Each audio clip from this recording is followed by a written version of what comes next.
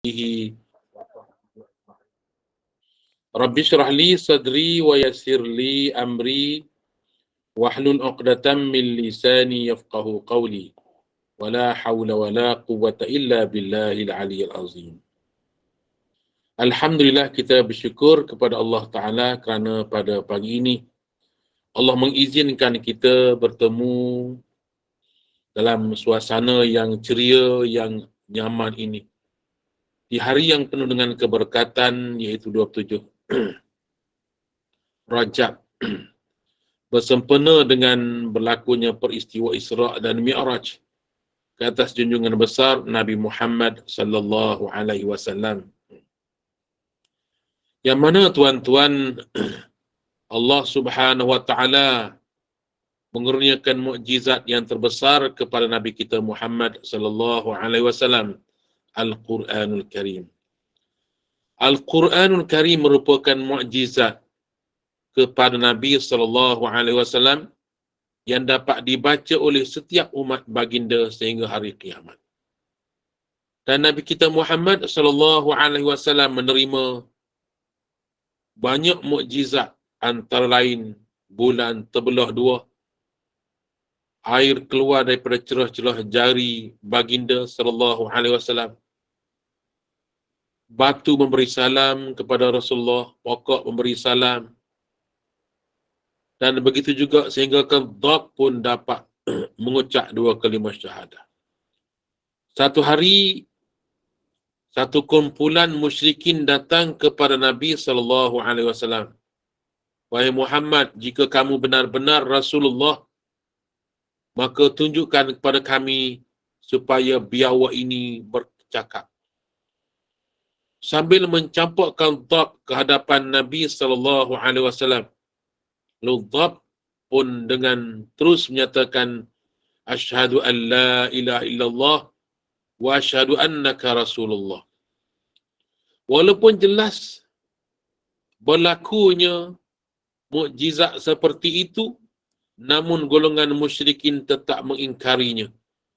Mereka tetap menyatakan bahawa Muhammad adalah menggunakan sihir. La haula wala quwwata illa billahil aliyyil azim. Semuanya ini adalah ujian daripada Allah Subhanahu wa taala. Allah Subhanahu wa taala mengurniakan banyak kelebihan kepada Rasulullah, namun tetap diingkari oleh golongan musyrikin itu. Termasuklah peristiwa Isra' dan Mi'raj ini. Peristiwa besar yang berlaku kepada Nabi Muhammad sallallahu alaihi wasallam. Baginda diangkat naik ke langit sampai ke Sidratul Muntaha dan kembali semula ke Mekah dalam satu malam sahaja. Tidak mustahil peristiwa ini. Hal ini telah dinyatakan oleh Allah Subhanahu wa taala. Bismillahirrahmanirrahim.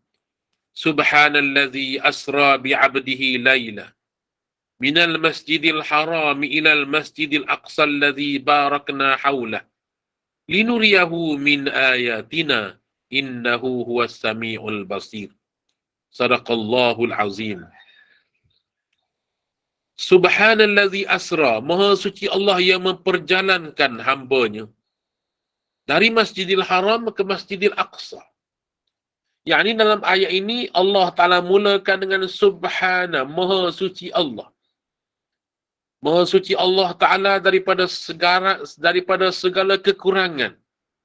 Allah Ta'ala mempunyai sifat kamalat, sifat kesempurnaan.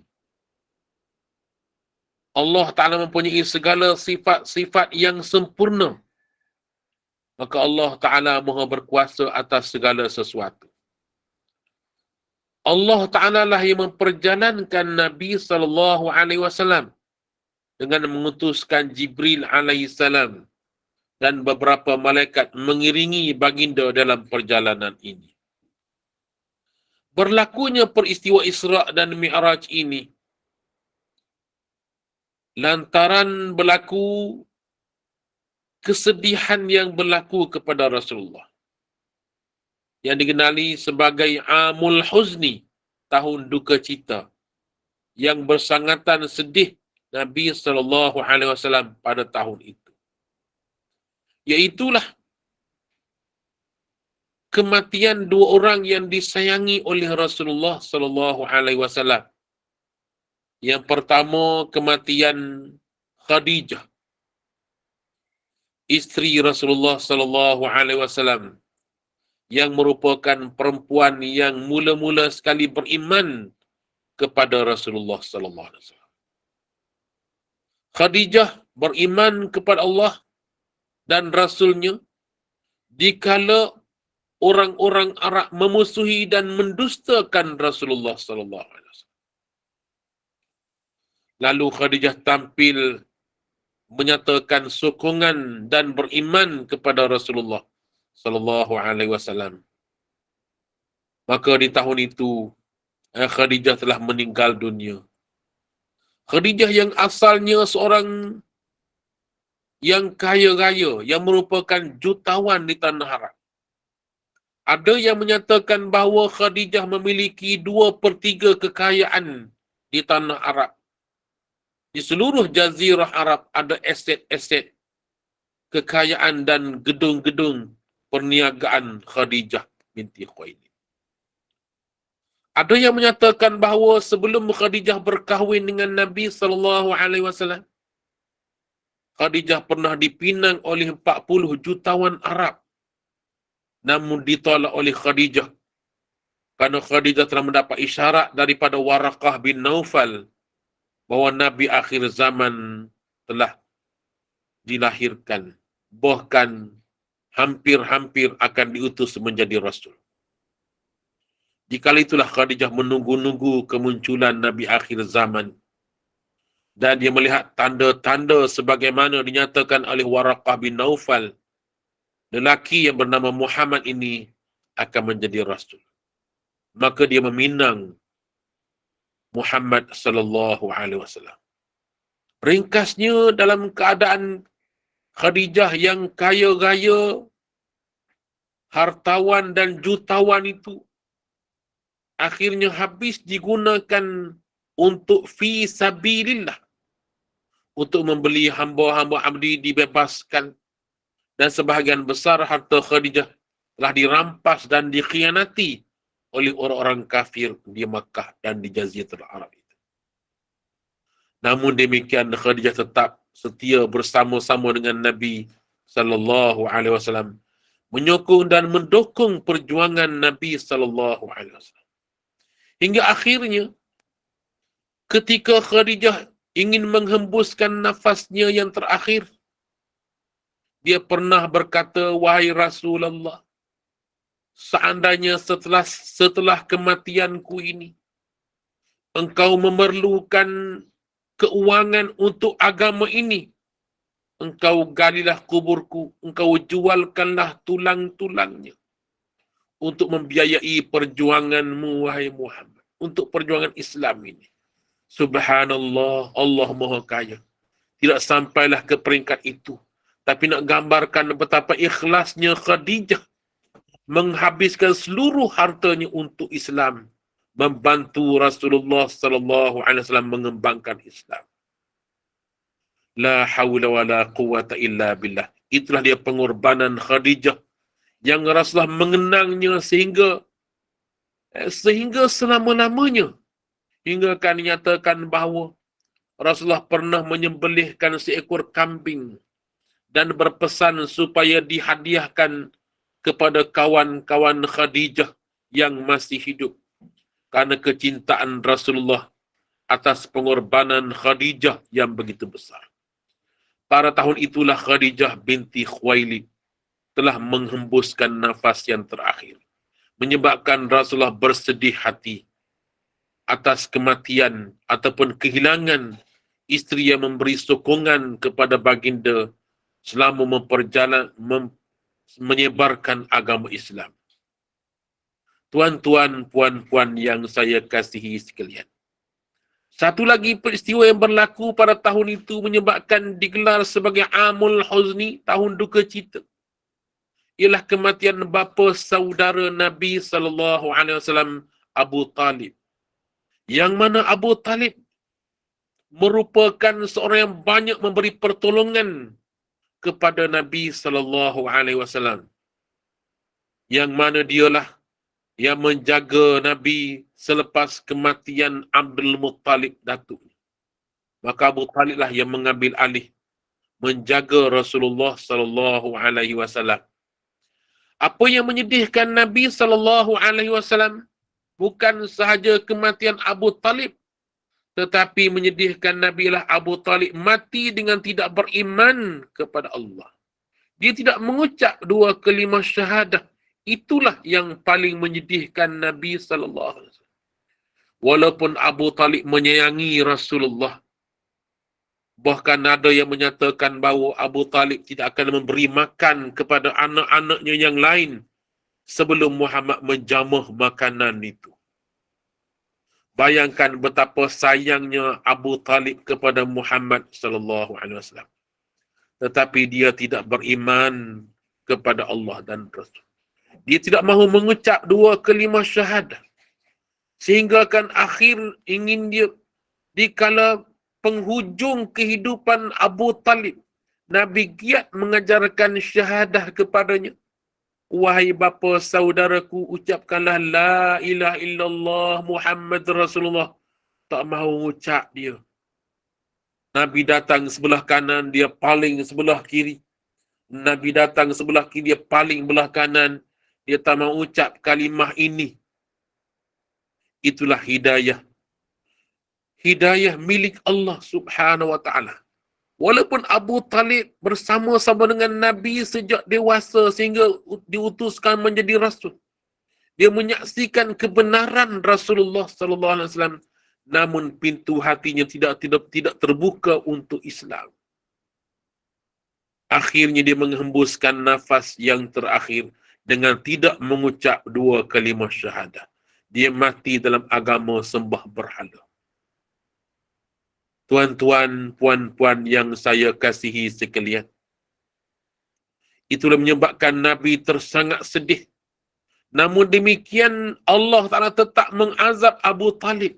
Walaupun dia menjaga Rasulullah, walaupun dia mengawal Rasulullah sallallahu alaihi wasallam, tetapi dia tidak beriman, dia tetap akan diazab oleh Allah. Namun ada ahli tafsir menyatakan bahawa Abu Talib akan diazab dengan azab yang paling ringan, iaitu diletakkan dua ketul batu api neraka di bawah tapak kaki. Sebelah kaki kanan seketul batu api neraka, di sebelah kiri juga seketul batu api neraka. Itu sahaja azabnya. Namun kepanasannya menjulang sampai ke otak, sampai mendidih otak, menggelegak otaknya. Demikianlah azab yang paling ringan sebenarnya. Hingga kami menyatakan dialah orang yang paling berat menerima azab Allah. Padahal itu adalah seringan-ringan azab di hari kiamat nanti. La hawla wa la quwata illa billah. Oleh itu, tuan-tuan hadirin sekalian, bersyukurlah kita kepada Allah. Karena kita beriman kepada Allah. Walaupun kita bukan berasal daripada tanah Arab, tidak ada saudara mara daripada sana, tetapi Islam sampai kepada kita dan kita menjadi salah satu daripada penganut agama Islam. Pegang teguhlah dengan agama ini. Nabi SAW diutuskan oleh Allah Ta'ala menjadi Rasul. Atas kebenaran Islam ini, atas kebenaran Islam ini yang benar ini, Nabi kita SAW dijemput oleh Allah Ta'ala melihat kebesaran Allah Ta'ala di alam malakut, alam langit sana. Nabi kita SAW pada suatu malam, jika Nabi sedang baring-baring, maknanya tidur, Nabi pejam mata tapi hati tidak tidur. Rasulullah tidur, begitu juga Nabi-Nabi, mata pejam tapi hati tidak tidur. Sentiasa berzikir, ingatkan kepada Allah. Dikala itu, didatangi oleh malaikat Jibril alaihissalam antaranya, yang memimpin tangan Nabi pada dekat dengan telaga Zamzam. Dibaringkan Nabi dekat telaga Zam-Zam itu dan dibelah dada baginda. Dikeluarkan jantung hati. Dibelah dan dikeluarkan darah. Nyatakan darah ini habuan syaitan menjadi sarang pada syaitan. Dan dibasuh, dicucikan. Dimasukkan dengan hikmah, ilmu, iman, teguh ketugahan iman dan ditutup kembali dengan izin Allah Ta'ala. Tidak meninggalkan sebarang parut dan kesan-kesan luka.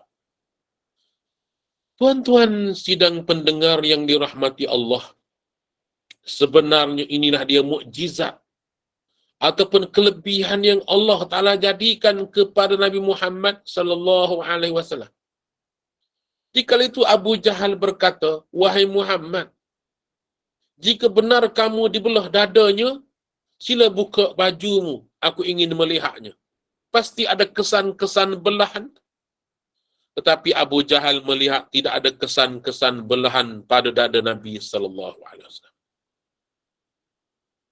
Sebenarnya malaikat Jibril alaihissalam, Allah Ta'ala memperlihatkan bagaimana menggunakan teknik moden ataupun dibelahkan dengan cahaya. Dan sekarang ini pun pembedahan dilakukan dengan laser. Kadang-kadang tak perlu pembedahan pun. Dimasukkan kamera, dimasukkan misalnya kita kata jantung tersumbat. Maka ada alat-alat canggih sekarang ini dimasukkan tiup, belon dan sebagainya, mesin dan sebagainya untuk menggerudi ataupun mengorek saluran yang tersumbat itu. Tanpa memerlukan pembedahan. Begitu juga pembedahan perubatan jarak jauh dan sebagainya. Semua ini menyokong benarnya berlaku ke atas Nabi Muhammad sallallahu alaihi wasallam. Menyokong benarnya berlakunya peristiwa Isra' dan Mi'raj itu. Baik tuan-tuan, kita lihat sekarang ini misalnya. Pembedahan yang disiarkan secara langsung, dulu ada Medik TV dan sebagainya. Pembedahan yang keluarkan jantung, dan jantung berdegup di luar daripada badan, masih hidup. Dan kita pernah mendengar berita satu ketika dahulu, seorang lelaki yang telah membahagikan hatinya dengan lelaki yang tidak ada hati. Kedua-duanya hidup dengan izin Allah Subhanahu Wa Taala. Ini menunjukkan betapa kekuasaan Allah Ta'ala. Bahkan jantung pun boleh ditukar-tukar. Adanya penderma organ dan sebagainya.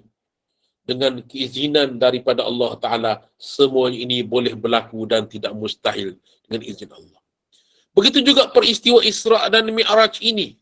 Sebenarnya tidak lain melainkan ujian daripada Allah Ta'ala. Sebab itu peristiwa Isra' dan Mi'raj berlaku di malam hari.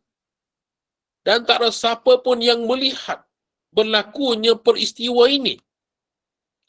Seramai-ramai orang yang berada di kota Mekah itu, tak ada seorang pun yang menyaksikan Nabi dibelah dada, Nabi menunggang burak, Nabi pergi ke Masjid Aqsa, tak ada siapa pun yang melihat. Semuanya tidur, walaupun ianya bukan berlaku di pukul 12.30 malam. Bukan berlaku pukul 1 pagi.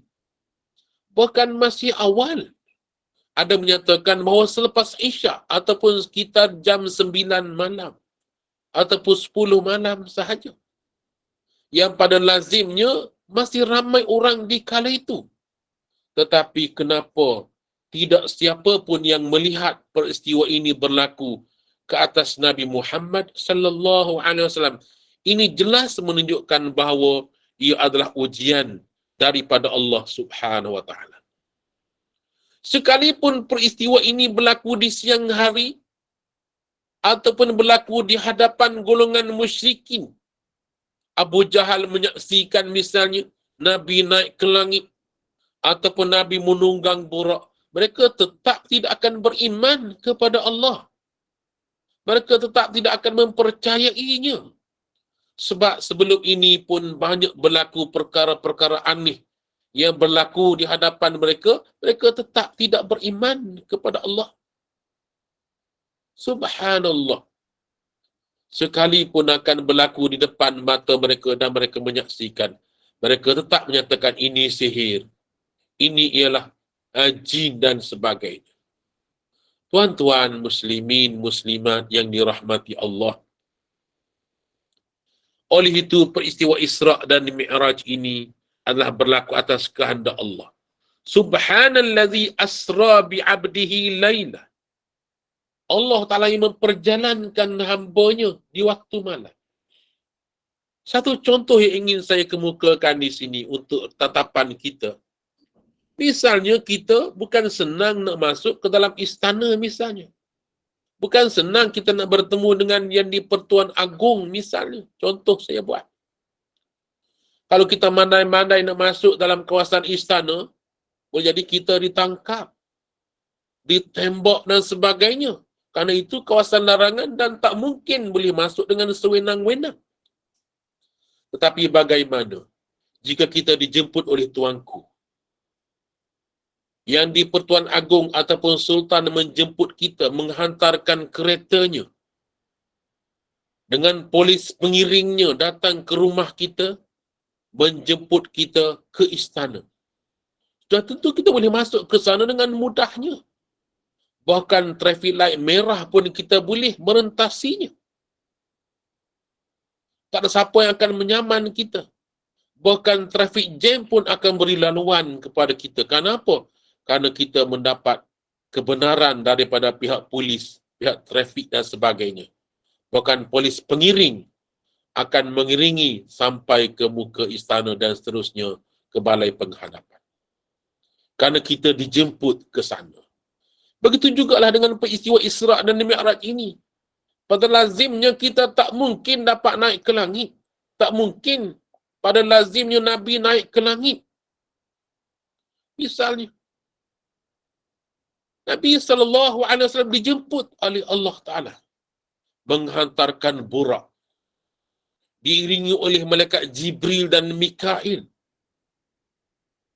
Penghulu segala malaikat. Itulah Jibril AS.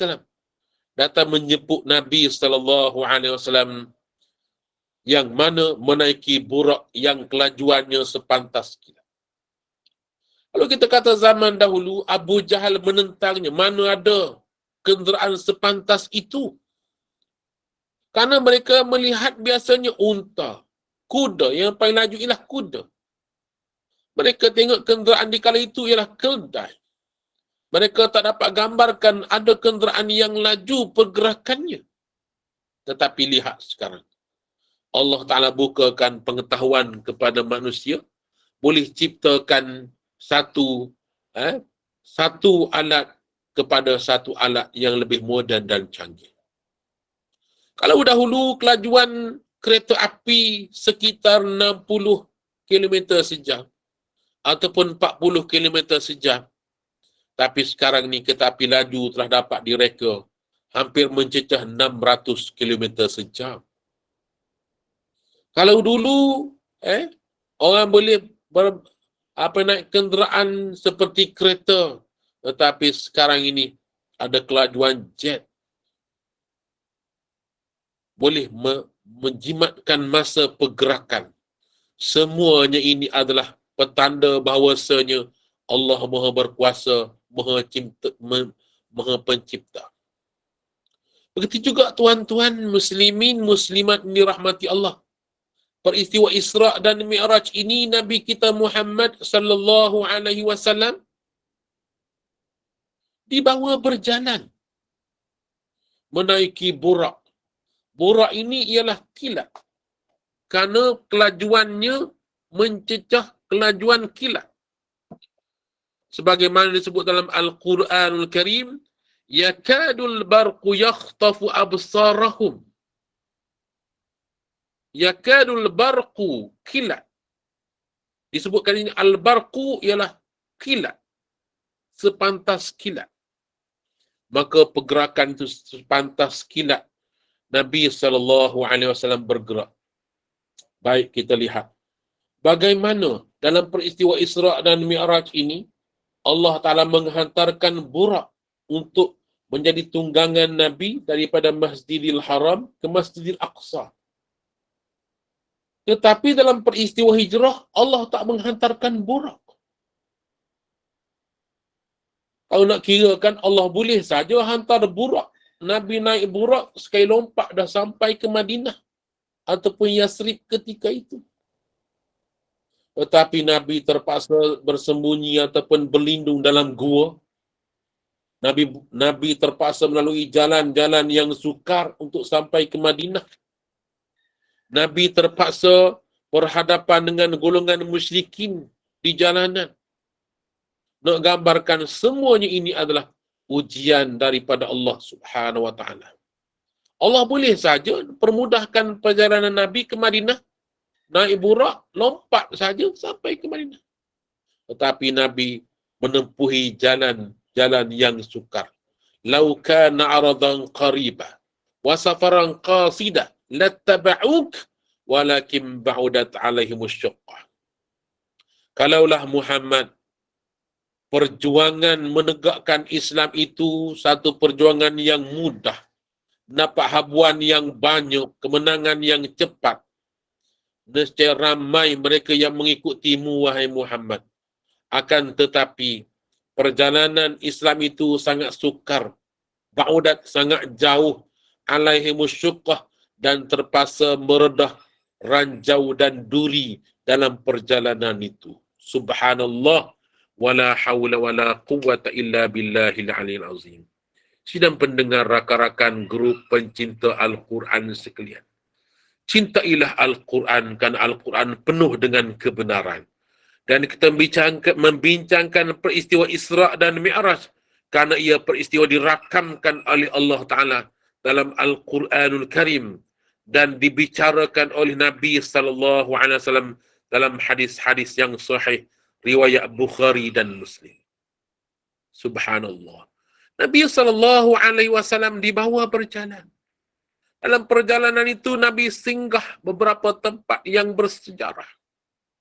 Antara lain, Nabi melalui satu kubur yang berbau harum wangi. Ingin saya sebut kisah ini kerana menjadi pengajaran kepada kita.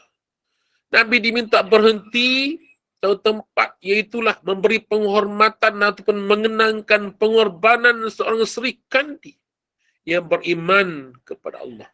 Masyitah. Masyitah itu tukang sikat rambut anak ataupun keluarga Fir'aun. Yang mana dikala Masyitah sedang menyikat rambut anak Fir'aun, anak perempuan Fir'aun, tiba-tiba sikatnya terjatuh daripada tangan.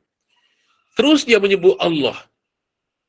Anak Fir'aun berkata, apa itu Allah? Masyitah menyatakan, Allah ialah Tuhan yang menciptakan sekalian alam ini. Allah ialah Tuhan yang sebenar-benarnya. Tidakkah ayahku Fir'aun itu Tuhan? Tidak. Fir'aun itu adalah yang diciptakan oleh Allah. Dia juga adalah hamba Allah. Nanti aku beritahukan kepada ayahku Fir'aun.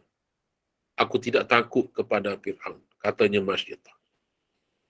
Lalu setelah diberitahukan kepada Fir'aun, Fir'aun mengarahkan askar menangkap Masyitah.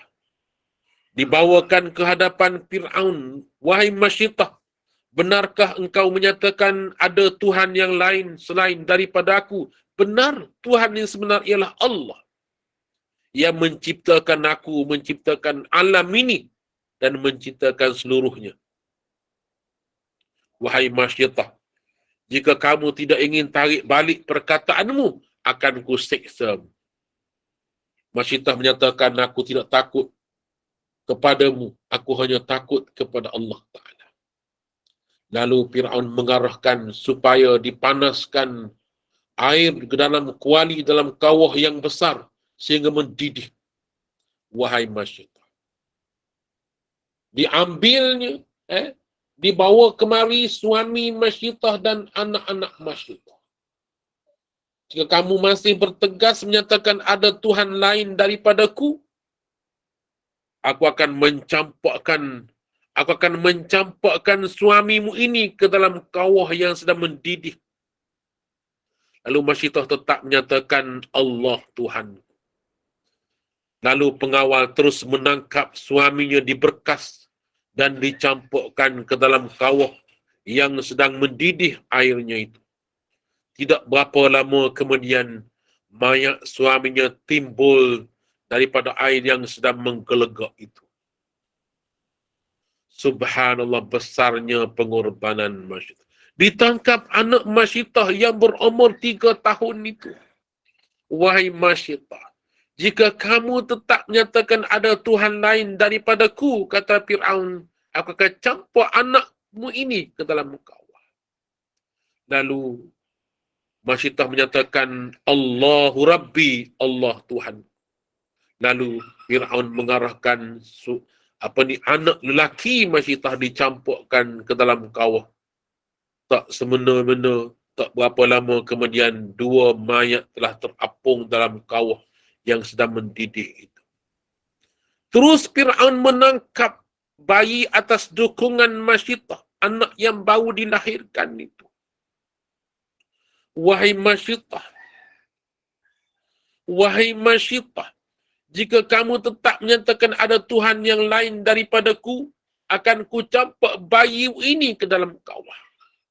Mendengarkan kata-kata Fir'aun, lalu Masyidah terdiam seketika kerana kesihankan anak.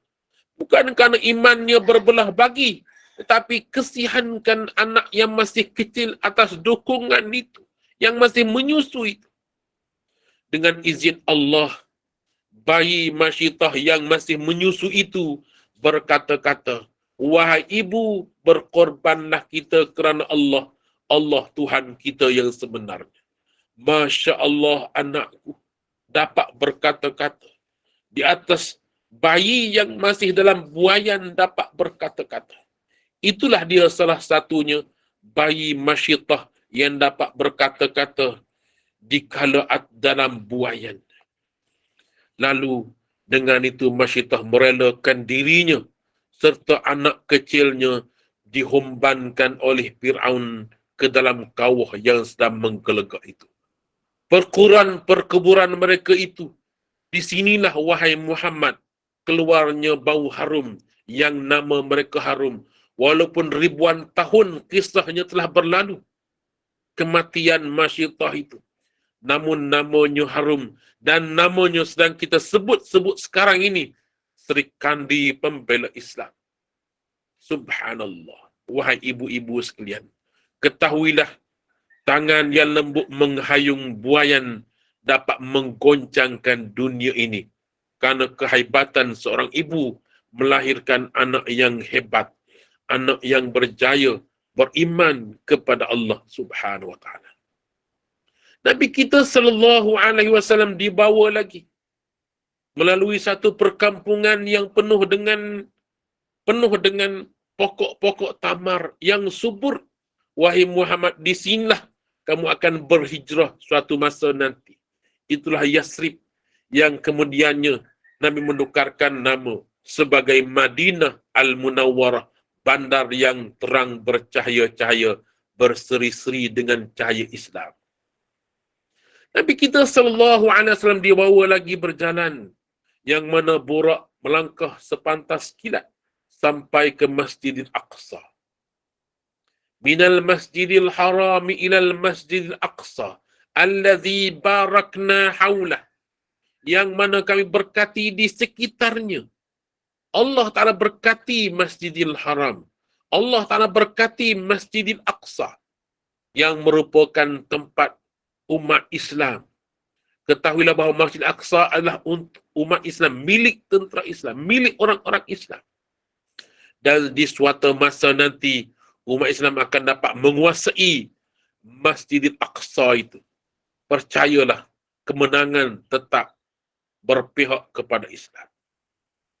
Walaupun Yahudi mengganas, membunuh, menembak mati kanak-kanak, bayi, ibu-ibu, pemuda-pemuda dibunuh oleh Yahudi tanpa belas kasihan, ketahuilah suatu masa nanti kebangkitan Islam akan mengalahkan Yahudi, sehingga kan Yahudi berlari bertempiran, bersembunyi di sebalik batu, Batu akan berkata-kata, wahai tentera Islam, di sini ada Yahudi, mari bunuh mereka. Yahudi pula lari berkeliaran masuk dalam gua dan lubang-lubang. Lubang berkata, wahai tentera Islam, di sini ada Yahudi, datang bunuh mereka. Yahudi lari bertempiaran, melainkan mereka bersembunyi di suatu pokok yang pokok ini tidak memberitahu kepada tentera Islam. Itulah pokok Gharqad. Dan Nabi juga beritahu pokok Gharqad itu Syajaratul Yahud, ialah pokok Yahudi yang melindungi orang Yahudi. Dan sekarang ini orang-orang Yahudi mengkaji hadis ini dan mereka mempercayainya. Mereka giat menanam pokok Gharqad di sekeliling rumah mereka dan di bandar-bandar mereka. Di setiap jalan mereka mula menanam pokok Gharqad. Ini petanda kiamat hampir tiba. Ini petanda kemenangan Islam makin akan terserlah, dan kebenaran apa yang dikhabarkan oleh Nabi SAW itu akan menjadi kenyataan sedikit masa nanti. Bersabarlah wahai umat Islam, saudara-saudaraku di Palestin, kemenangan milikmu hanya sedikit masa sahaja lagi. Tuan-tuan pendengar yang dirahmati Allah Subhanahu wa taala, Nabi kita SAW berhenti di situ dan mengikat buraknya. Dan Nabi SAW pergi ke Masjid Aqsa, masuk dalam masjid dan mengimami kepada Nabi-Nabi dahulu datang. Jangan kita fikir macam mana kaya Nabi Ibrahim boleh hidup lagi. Itu semua kekuasaan Allah. Nabi-Nabi lain menjadi makmum, sedangkan Nabi menjadi imam di kala itu, mengimami mereka di Masjid Aqsa. Subhanallah, dunia ini milik Allah dan tidak ada mustahilnya. Segala-gala berlaku atas kehendak Allah Ta'ala. Iza arada syai'a an yaqula lahu kun fayakun. Apabila Allah Ta'ala inginkan berlaku sesuatu, Allah berfirman, jadilah. Maka jadi. Tidak ada mustahilnya. Kita tak beriman. Nabi Isa AS sekarang masih hidup. Siapa menjangkakan bahawa Nabi Isa masih hidup? Di atas langit. Tak dapat kita nak fikirkan ada oksigen ke tidak. Makan apa, nasi ke makan. Dah beribu tahun dan Nabi Isa berada di atas langit. Makan apa, duduk atas apa. Tak payah fikir, itu kerja Allah. Allah Maha berkuasa. Begitu juga Nabi kita naik ke langit. Jangan persoalkan macam mana nak naik. Oksigen tak ada atas nu, begini-begini. Tak payah soal. Itu kerja Allah Ta'ala. Allah Ta'ala jadikan walaupun jarak langit dengan bumi begitu jauh, tapi malaikat yang membawa amalan kita turun naik setiap pagi dan petang. Malaikat yang mencatat amalan kita ini bawa naik ke langit setiap pagi dan setiap petang. Malaikat hafazah yang mencatat amalan kita. Cepatnya pergerakan mereka. Baik tuan-tuan muslimin muslimat yang dirahmati Allah. Nabi SAW naik ke atas seketul batu untuk naik ke langit. Tiba-tiba batu ini mengikut Nabi naik. Lalu ditahan oleh malaikat, disekat oleh malaikat, batu itu tergantung. Dan ada lagi batu tergantung hingga sekarang. Satu bangunan yang kubah kuning itu sebenarnya the Dome of the Rock. Satu bangunan yang dibuat untuk menutup batu yang tergantung. Sebab mengikut cerita dahulu ada ramai yang pengsan di situ. Mereka pergi tengok batu tergantung. Pergi tengok di bawah tak ada kayu yang tak ada tiang, atas tak ada tali. Ramai yang pengsan, orang sakit jantung. Ada yang meninggal dunia. Lalu dibuatkan bangunan untuk menutupi batu yang tergantung itu. Sebenarnya berlaku di zaman Nabi SAW. Jika Nabi ingin naik ke langit, dibawa naik ke langit, lalu batu ini ingin mengikutinya sampai setakat itu dan ditahan oleh malaikat. Dengan izin Allah, batu itu tergantung sehingga sekarang. Dan Nabi kita naik ke langit, dibawa tangga dan naik ke langit. Subhanallah, kita wajib percaya kerana kisahnya tersebut dalam Al-Quranul Karim.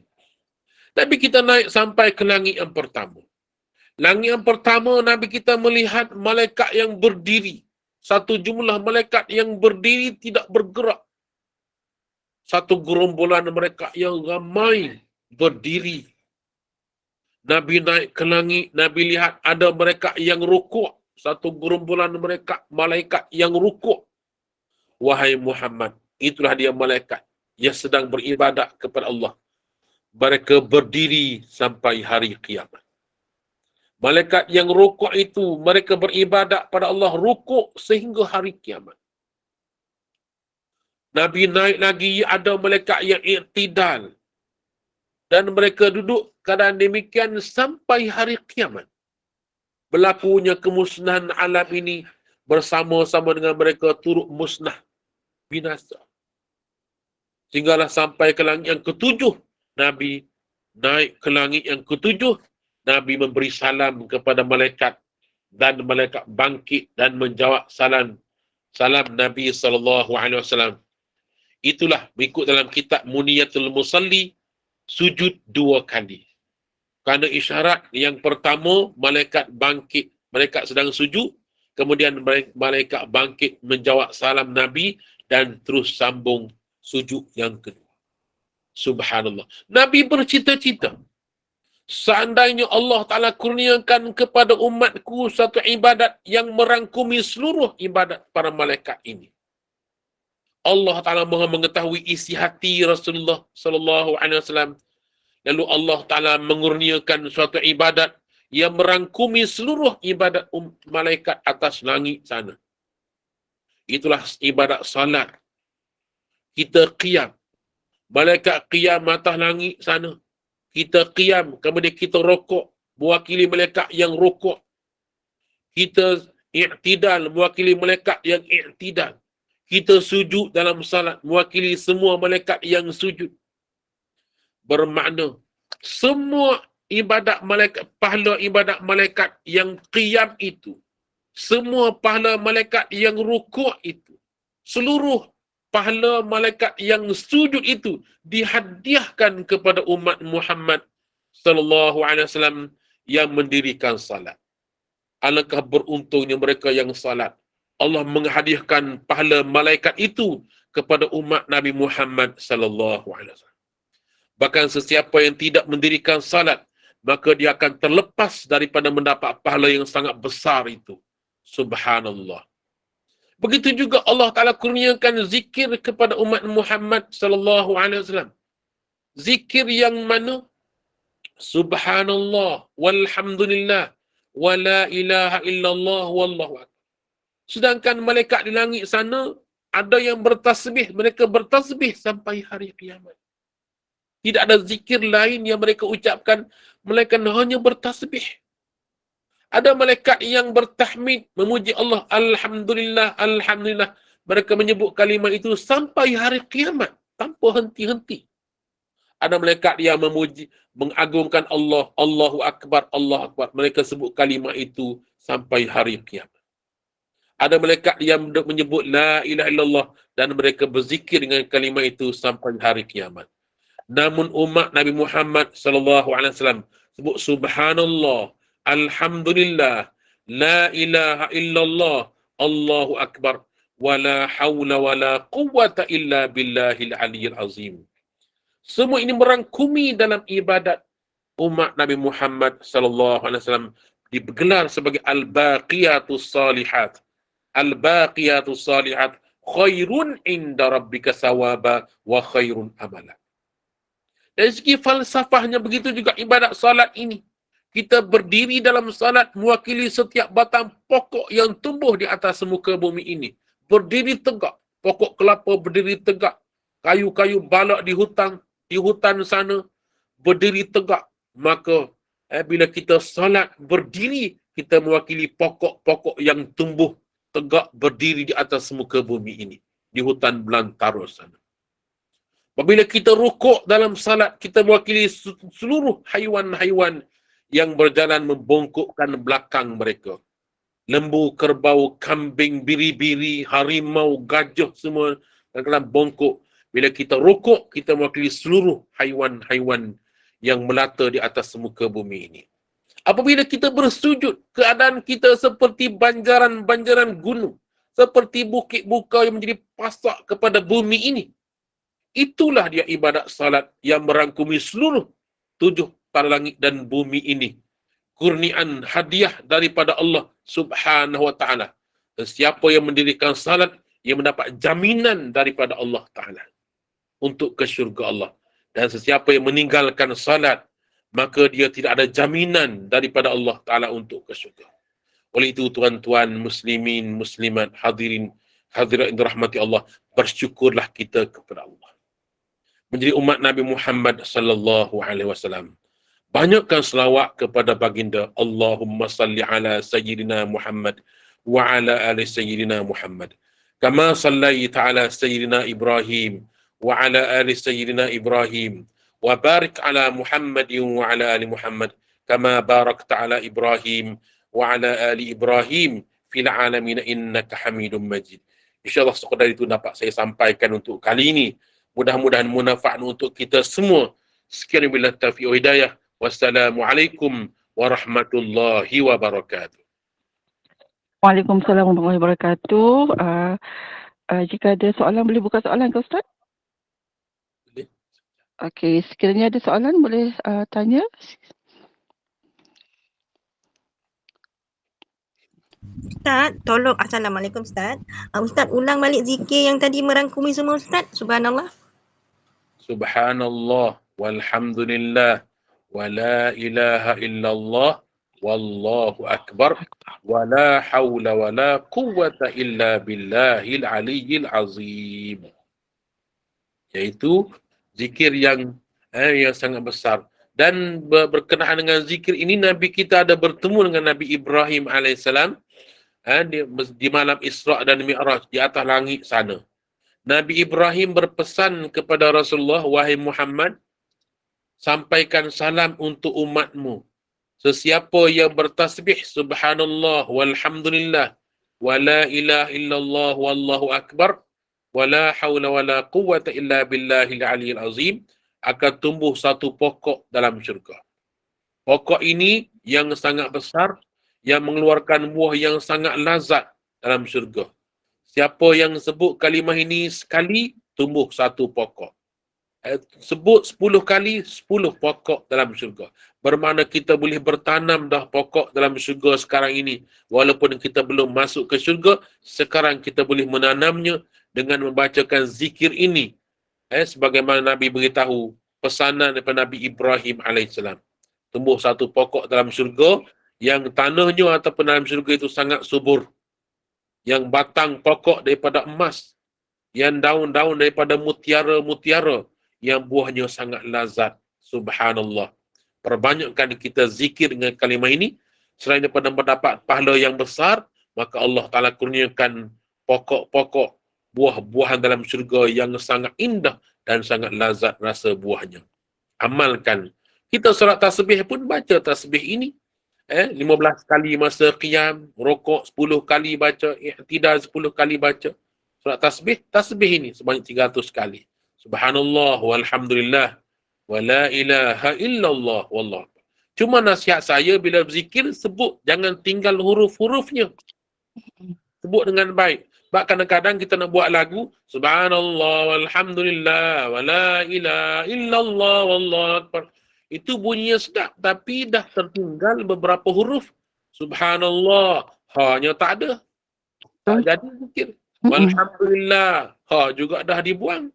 Allah akbar, juga ha-nya dibuang. Semuanya kena bunyi Subhanallah walhamdulillah wa la ilaha illallah wallahu akbar. Semua huruf-huruf disebut dengan sempurna.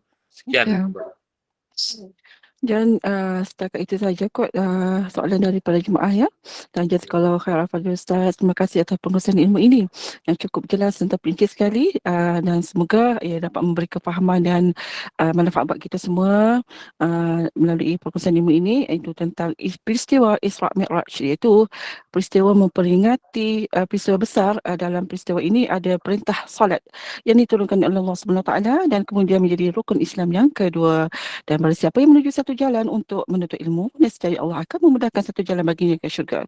Dan saya mewakili pihak pengurusan, mohon maaf jika ada sebarang salah bicara pada saya. Yang sempurna itu hanya milik Allah SWT. Dan saya juga mengucapkan terima kasih kepada para jemaah yang sudah duduk di ruang dalam majlis ilmu ini. Dan terima kasih kepada penaja sudi menaja surat program ini. Semoga taja ini membawa bekalan yang indah di akhirat kelak. Dan Ustaz, kita akhirilah dulu Ustaz dengan menutupnya dengan tasbih kafarah dan surah Al-Asr. Silakan Ustaz. Subhanakallah wa bihamdihi asyhadu an la ilaha illa anta astaghfiruka wa atubu ilaik. Subhanakallah wa bihamdika asyhadu an la ilaha illa anta astaghfiruka wa atubu ilaik. Allahumma ja'al jam'ana hadza jam'an marhuma wa tafarruqana min ba'dihi tafarruqan ma'suma.